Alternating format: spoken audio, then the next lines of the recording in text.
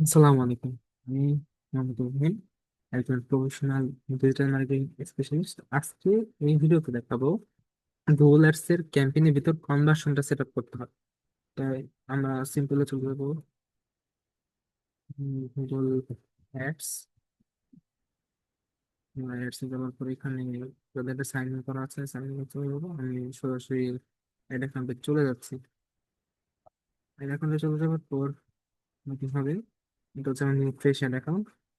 তো এখানে আসার পর আমরা কনভার্সনের জন্য আমরা গোলসে যাবো। গোলসে যাবার পর এখানে দেখবো যে কোনো কনভার্সন অ্যাকশন করা নেই। তো আমরা এটা কনভার্সন অ্যাকশনটা ক্লিক করব।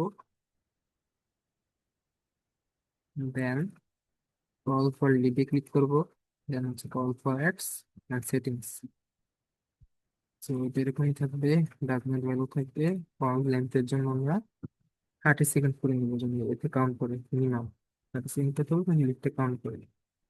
দেন আমরা ওকেতে ক্লিক করবো, সেভ এন্ড কন্টিনিউ ক্লিক করবো, দেন ফিনিশ।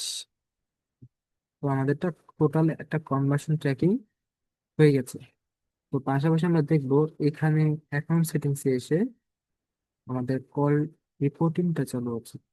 এই যেটা, সো সবকিছু আছে। তো ভিডিওটা আজকে এই পর্যন্তই।